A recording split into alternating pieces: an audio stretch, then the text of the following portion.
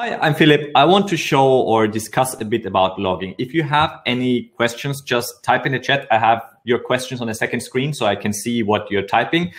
Just please keep it in English because I do not speak Polish and I will not try to pronounce anything in Polish because you have a very complicated language there.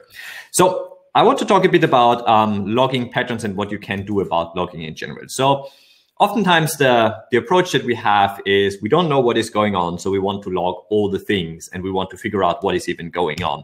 And then maybe at some point we figure out maybe this is not exactly what we wanted. And we say like, well, this is fine. We know it's not completely fine, but we think it's kind of fine. And then you end up with these huge log files, like, I don't know, a 7 GB log file.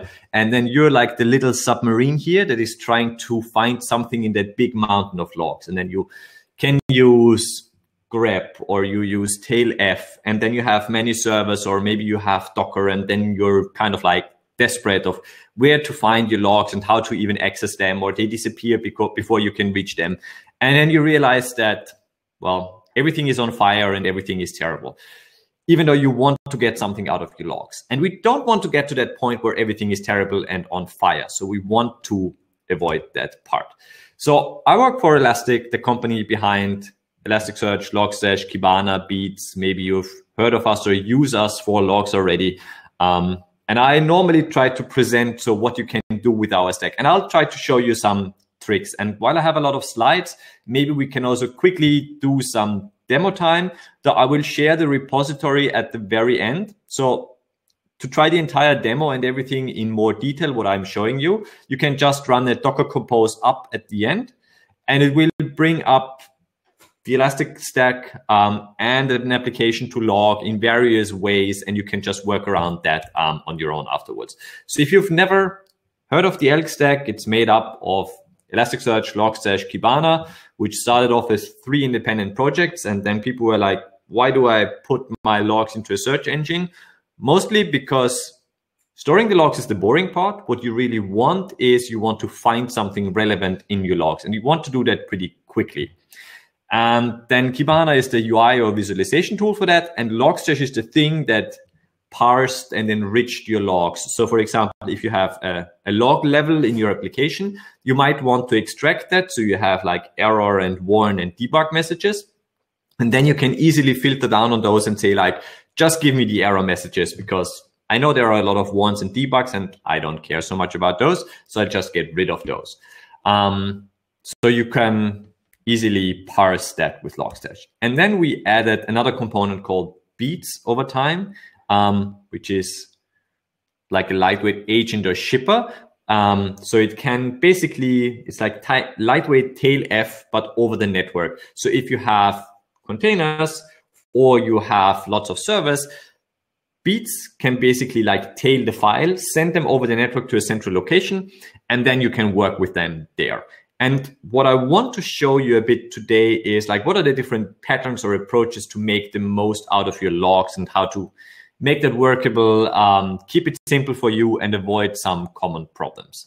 So while ELK might be the thing that you have known from the past, with Beats, it's kind of like harder. And we came up with this thing, which is the BELK or the ELK B. So you can see it's an ELK and it's a B, and it's a combination of that. But what happens if you add other components like distributed tracing or APM that we've also added over time? So we kind of got rid of this animal, and we just call it the Elastic Stack because that's, in terms of naming, that's kind of like the most versatile, and whatever component we have, we can shove into that. But like the little squares already symbolize that, like you have, let's say this is Beats or like file beat that is tailing a file, forwarded either to Logstash to parse and enrich there, or can forward the data directly to Elasticsearch that stores it here. And then with Kibana, you can visualize that.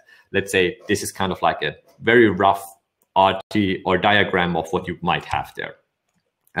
The probably better diagram for that one is like Beats for the forwarding here, either to Logstash or Elasticsearch and then Kibana. But you can see the coloring scheme is kind of the same, like in the just 4 colored squares that we had before. And I'm generally doing highly monitored Hello World applications, and today is no exceptions for for a hello world application. So I have something that does fizzbuzz as logs. Those of you who have not done job interviews in a long time, fizzbuzz is that thing. If something can be divided by 3, it says fizz, and divided by 5, it says buzz. And if it can be divided by 3 and 5, it says fizzbuzz. And basically, I've written a logger that gives me fizzbuzz and fizzbuzz in the logs, plus maybe a stack trace and some other things. So we're generating logs from our application, like any other application. So that's the general idea that we have here. I will use Java. If you're using Java, you will find your way around these technologies, but it doesn't really matter. Like the important thing is we have like a log appender, like in any other language, that writes out the logs to the file. And then we have some other smarter things in the Java ecosystem that we can use around it. But it's not really Java specific. So if you have any other programming language, or write any application or run an application from any other programming language, they have similarly structured log appenders that you can use. So it's really just the same, and it's just like plugging that into your application to make the most out of your logs. There are two things that we don't want to do. First, we don't want to write logs like with println, obviously, because we want to have stuff like stack traces nicely printed out, and we want to have log levels, and we want to enable or disable log levels. So we don't just println messages, also because it will make our lives much harder later on in the logging patterns. And the other thing that we want to avoid is kind of like too much coupling. So my application shouldn't need to know too much about the logging backend. So basically, I want to configure maybe the log appender in my application, but otherwise my application shouldn't need to know so much like how will I actually work with the logs in the background, because otherwise it might be, well, you have coupling and then you change anything in your logging backend, and then you need to redeploy your application, so you don't want to have that. Okay, so let's go through 5 different patterns that you could have with logging. So I see we have a question, and since we always encourage questions, I'll try to quickly pick up on the question. So what is the difference to Splunk? First off, I assume you're rich, because Splunk is generally tending to be very expensive. So Splunk has a bit of a different approach. While Splunk has the centralizing part, it is not so much about structuring your logs. So where Splunk is a bit more coming from, I don't want to say it's the grep world, but it's more like storing logs, and then it has this query language which looks a bit like working on a console to work through logs. Whereas in the Elastic Stack, the approach is a bit more to structure your logs up front to make your queries more efficient afterwards. And that is part of why we get into that parsing that I have just started.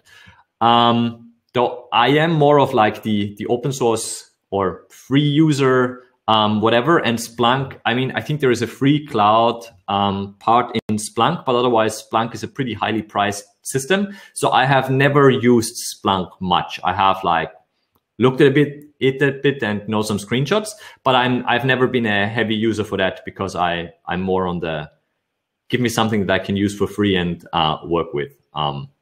If we have more questions about Splunk, I guess we can come back to that later on. So the first thing that we generally want to have is when we get a log message, or that's also like part of what you maybe have seen if you have used ELK before, was that you would take your log and then try to parse it. And actually, let me try to start my demo. So what no, I don't want to use Docker Compose down. I want to do Docker Compose up. So I have a full Docker Compose file that has my Java application, and it has the ELK or Elastic Stack, and it has a couple of other things just to keep this moving. And we'll try to generate some logs and then collect them multiple ways. And we will see how quickly this is going, because once I have screen sharing enabled, normally it eats all my, like Docker and screen sharing both want all my CPU, and stuff gets very slow. So I'll just try to let this run in the background for a bit, and we'll return to it and see if it has properly started up. If it's too slow and we don't manage in time, I'll just let you run this yourself. It will download the dependencies, but otherwise Docker Compose up will do everything. So just to give you a quick idea of what we have here. So let me move that to the side. We have something that starts Elasticsearch. We have Kibana, we have lockstitch, and then we have our Java application and everything. My Java application, oops, sorry, I want the Dockerfile Java, this one. It is using a multi-stage build, so I'm using Java and Gradle to actually build my image, and then another image from where I run that, so that I just have a very slim image to run my application. And it's doing, like I said, FizzBuzz. This is what my application should output. So it's very simple Java code. So what I'm doing here, I'm running this in a loop from 1 to 20. And then I see like, can my number be divided by 15? Then I will throw a runtime exception. If it can be divided by 5, I have a warn message. If it can be divided by 3, it is an info, and otherwise it's a debug. So rather than printing or logging fizz and buzz, I have proper log levels or an exception that is thrown. And that is pretty much everything that I want here. Couple of things to just note on the side here. MDC is like, it stands for Map Diagnostic Context. It's like structured key value pairs. So for example, if you have users that log into your system, you could add the user ID to every log message, so that if a user complains later on, you could say like, okay, give me your user ID. I will just look up the logs just for this user. So it's kind of like extra context in your logs that makes your life easier. And I'm also giving it a user experience here. This is an emoji. Which one you will see in the logs if my application is running in the background. Let's see how okay. My Docker is not happy with the amount of CPU that we need. Let's try it one more time. But if my Docker doesn't make it with screen sharing in parallel, you will have to run that yourself. But you can just do Docker compose up. It will bring up the entire stack, run through the log messages, and then you can start parsing them. Even the down is taking a good amount of time. Okay, let's see. I'll continue in the slides and explain a couple of things, and you will see how stuff works. So the general setup that I'm having here for parsing is like a pretty common thing. Like, let's say you have your log message that has been generated by your Java container. And then I'm using the file beat basically to tail that log file from your container, forward it to lockstitch. Lockstitch parses the file and then stores it in Elasticsearch and Kibana to visualize what is happening here. What I generally do here, and this is not very pretty in terms of Docker concepts, is in my Java container, I bind mount the log folder out of that to the host. And then in my filebeat sidecar, I basically mount that logs Docker folder into the sidecar. So I have a sidecar running with filebeat that can then tail that file and forward it. With Docker and Kubernetes, you generally don't want to do that, but you want to log to system out. And I will show you in a slightly later iteration what works there. And I see some Polish questions or things that I do not understand. But I will rely on somebody to translate if I need to answer anything. So we have mounted that log file into the sidecar. It's tailing the file. It's forwarding it to lockstitch to parse it. And then basically what I do in filebeat, I just say like everything in that log file, collect it, forward it into Elasticsearch, and we're done. We can also add metadata. We could add Docker metadata, so we know which base image this is using. If we use Kubernetes, we could know which namespace does this run on, which node, which pod. All of that you could add to your logs to make debugging easier afterwards. One thing that is interesting and that will fail here, so let's see if we can start this up again or if this will fail again. Because I have given Docker 2 CPU cores, and I'm not sure that might not be enough today. Let's see. So one of the first problems that you will encounter with this logging approach is that FileBeat generally assumes that every line is a log statement. And then you have a stack trace. Is one line of a stack trace very helpful for logging? Not really, because just one line of a stack trace is not telling you much. You should generally not break up a stack trace, because one line of a stack trace alone is not very helpful. So what you need to do is basically you need to tell the FileBeat what is an individual log statement and what is not. And to do that is you could tell the FileBeat that every log line, for example, starts with a specific character. Otherwise, it's the continuation of the previous log line. So for example, in my log pattern, every log message starts with a square bracket and with the date in that. So basically, I can instrument the beat, the FileBeat, and I think I have the configuration here, to look for multi-line statements. So what I'm doing here is basically I'm saying every line has to start with a square bracket. And yeah, this is a regular expression, so that's why we need to escape those. So the line starts, and then we escape the square bracket. If it doesn't start with a square bracket, it's the continuation of the previous line. So only start a new log event, basically, if the line starts with a square bracket. And that is what if I have configured in my log appender. So I'm using logback here, and you can see this here is the log pattern. So it will have the square bracket and the date. And at the end, it might have a stack trace, but with that, I would tell it not to pick up on that or not to break up the stack trace for me. So how you can work or test those multi-line patterns, we have that as part of our documentation. You can test the multi-line patterns and then test if this would not break it up. So for example, here, this would be an example of the log message I've shown you before. And this is this swearing emoji is the one that was in my log message. So what you would get here is you have the square bracket. So this is one line. And then you would have Java lang runtime exception, bad runtime, and then you would have another line. So these two here are part of the stack trace, and all the others are proper log messages. So the first 3 lines here, we would want to keep in one block, and only the last 2, we would want to break out into individual log lines.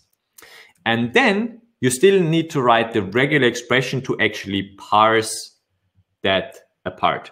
And you see, grok is basically named regular expression. So rather than writing a regular expression like this, you could, and I hope that's not too small for you, but it's like a square bracket and then A to Z, numbers, etc. You could just reference that by saying this is a username.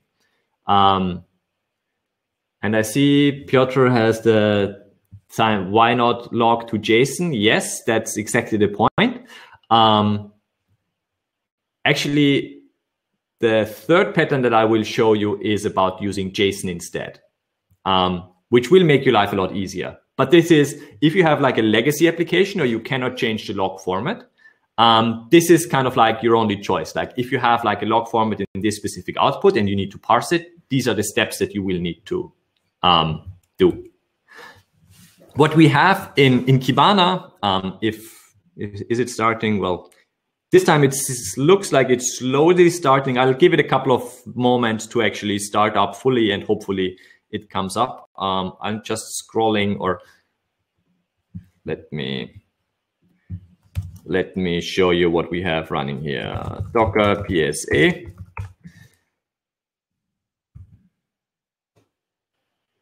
So we have a lot of applications running here. What I want to show you is Docker logs Java app. So these were the log messages that our application has created and that we want to collect. And you can see here, all of those are nice messages that we can parse.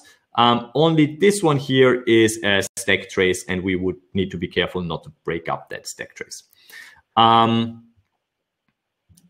What we can do, or what Kibana can do, is basically you can paste in a log line as an example, and then you can write this log pattern to actually try it out and simulate how you can parse out the individual pieces of that log message. So for example, to extract the timestamp, there are prepared timestamps. You could run those to break that out.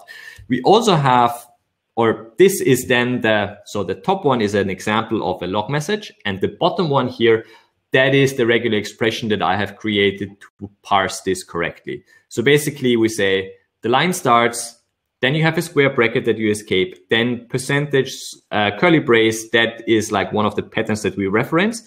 Basically, we parse a timestamp ISO 8601 and put it into a field that we call @timestamp.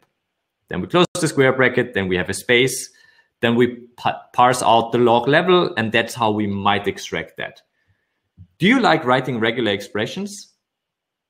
Anybody saying they like writing regular expressions, I would always say this is probably the Stockholm syndrome, where you get so used to doing something or liking something that you just accept that this is the way to do it. Or maybe it's job security, because probably nobody can read the regular expressions that you write like this.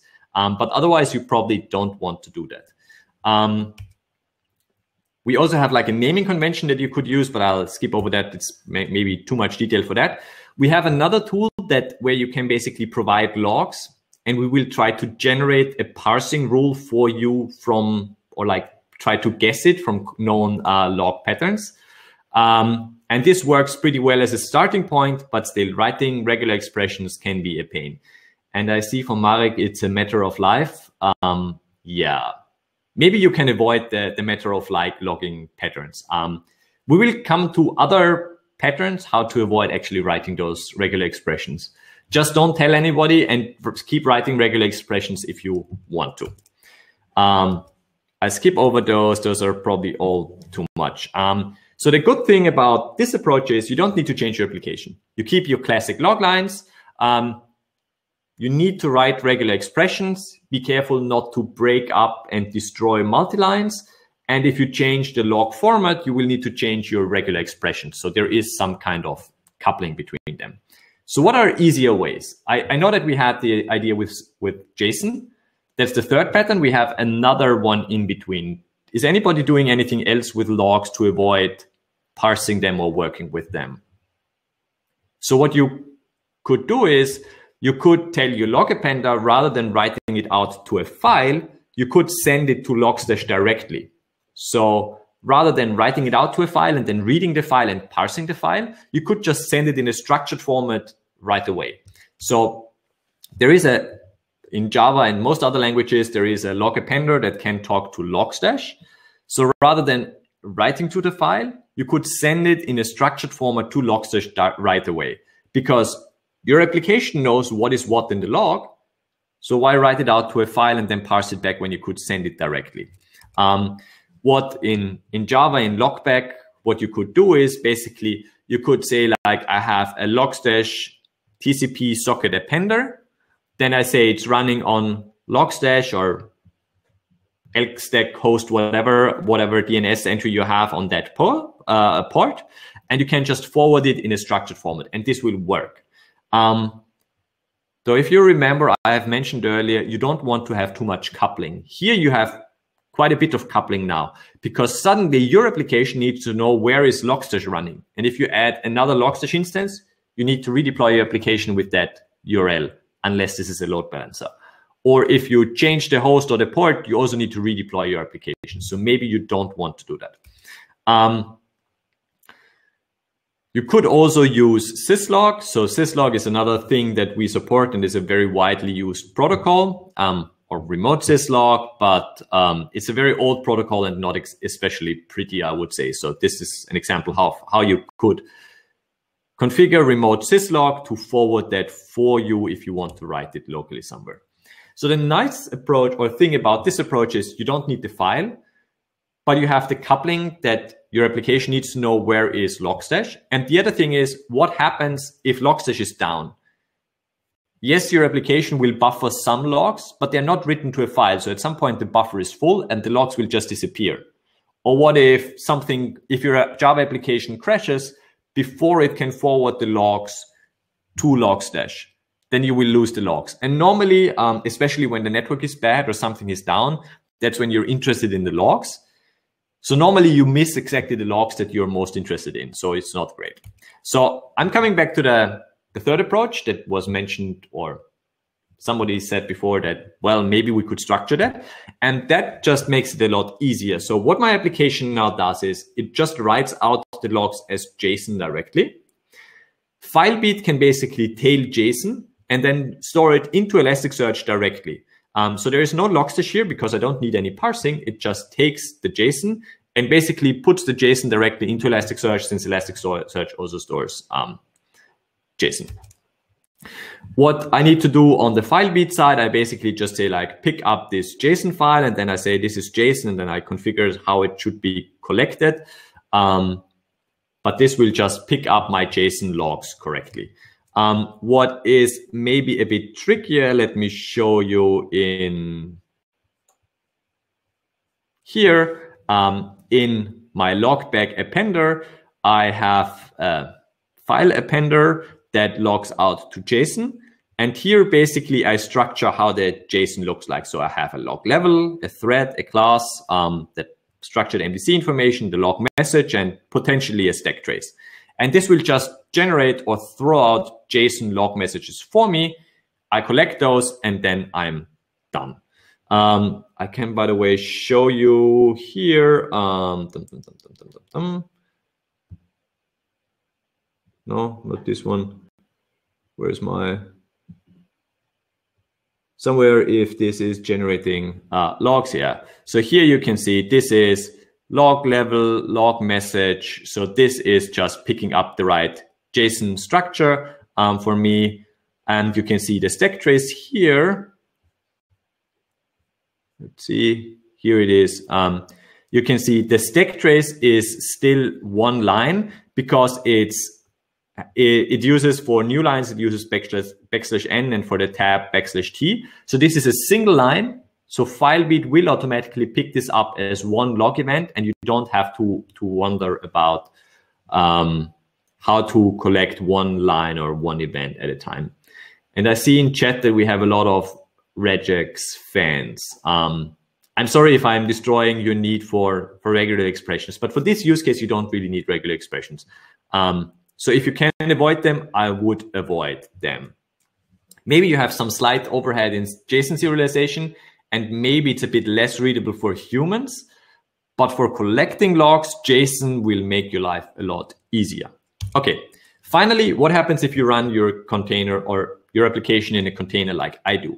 Where do you write that? And I assume we are using Docker here. Generally, you write to standard out, and then Docker will write that to a file, and then we can just collect that file with Filebeat. So I will use here is, so we have a sidecar. So there's one instance of Filebeat running. This is the log that Docker writes automatically when you write to standard out. We just tail that file and store that in Elasticsearch and Kibana again, and we're done. And we have a full configuration of how to configure Filebeat for Docker because it has potentially a few more moving parts.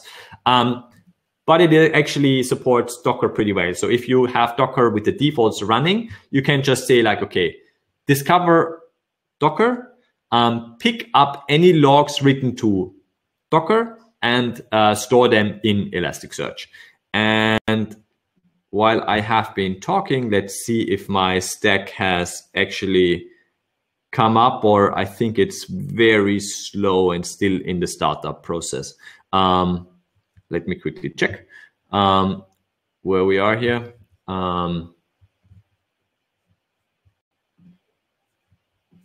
Just to give you an idea. So Elasticsearch runs on port 9200.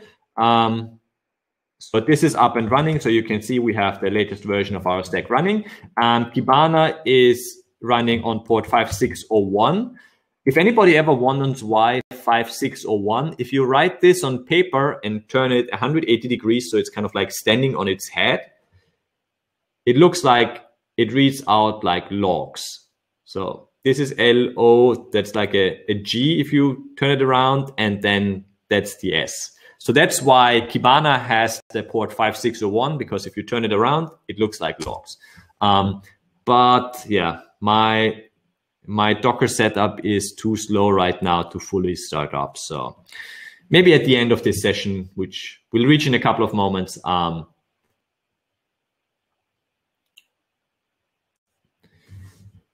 can I see the slide with containerized text? Is it okay?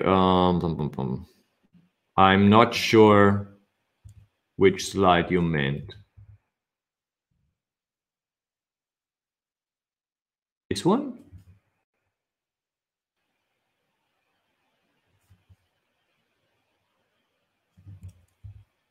But the pattern that you want, and I'll send you the slide. I'll share the slides at the end in chat, so you can have all the links and everything there. This is generally the link that you want. This shows you the right configuration options that you have.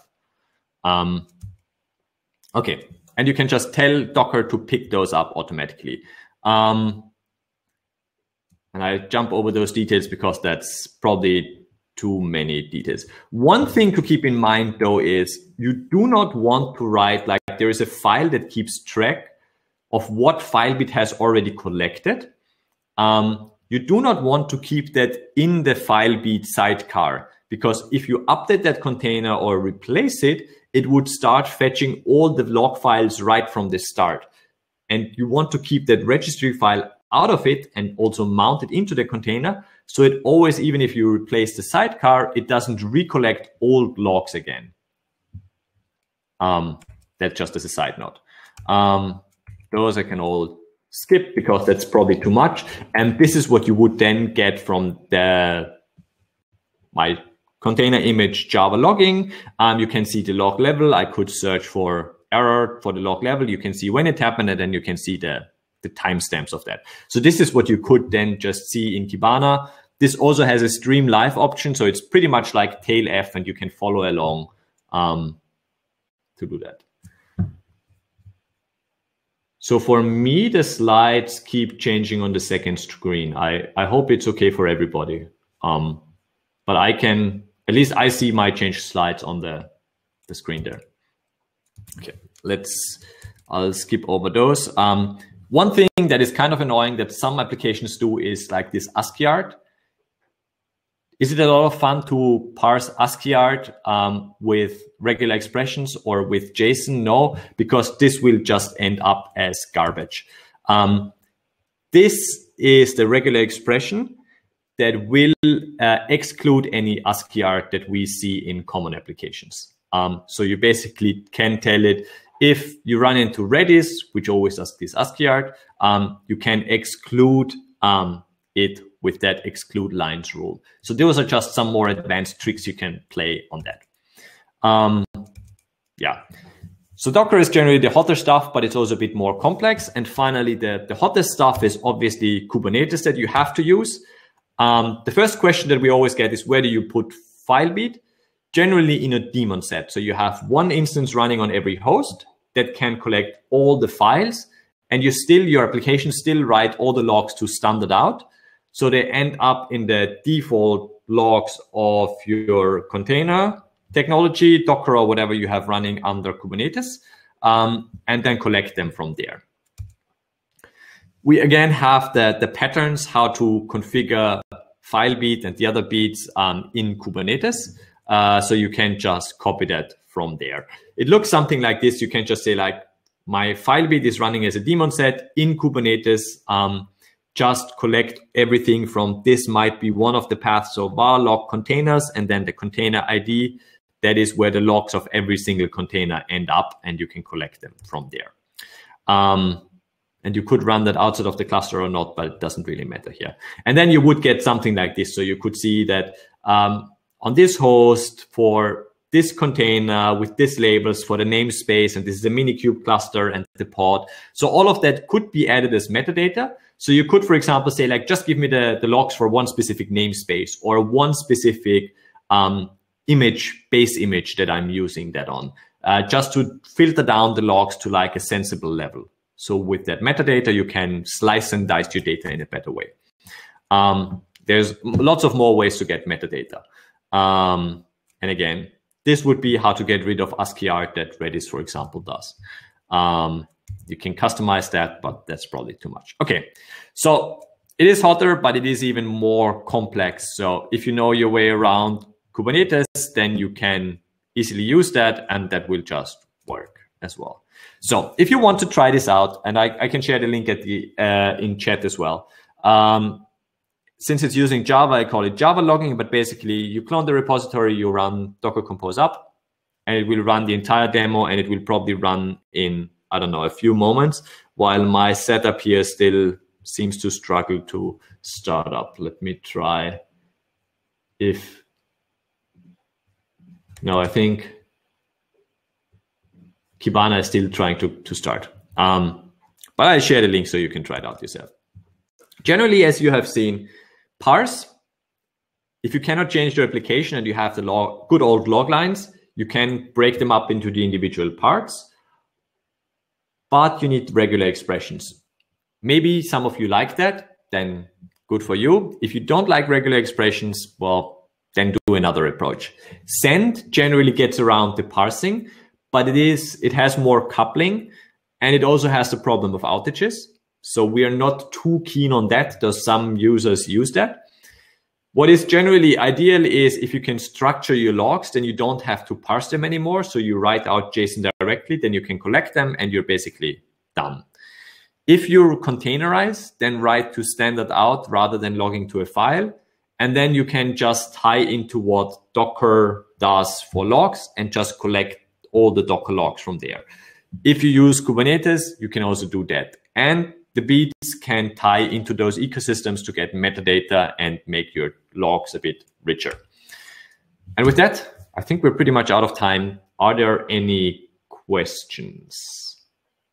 Or any more questions? All right, thank you for the presentation. I saw you were quite interactive with the chat.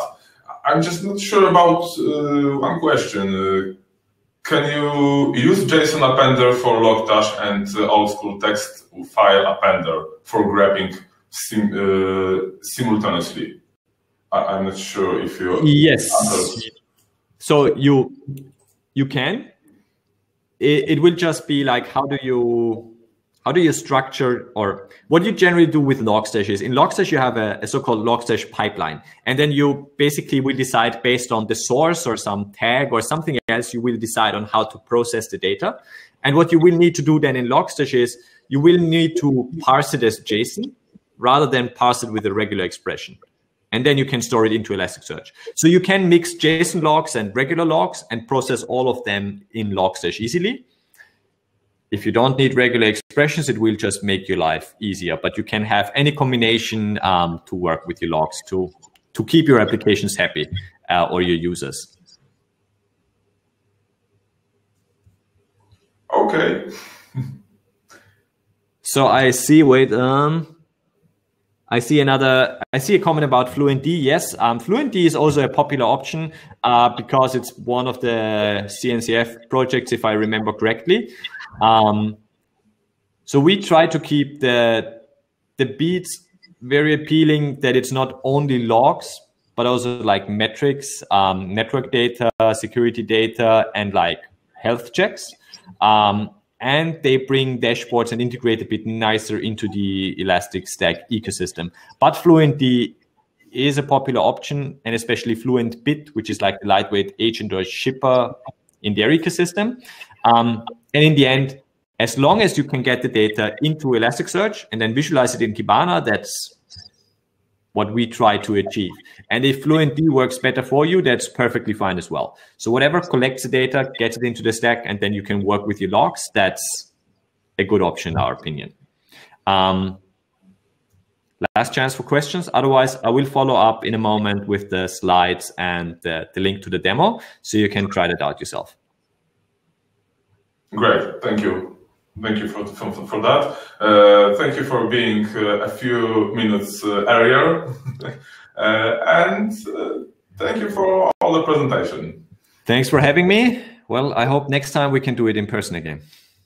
Okay, see you. Bye. Bye.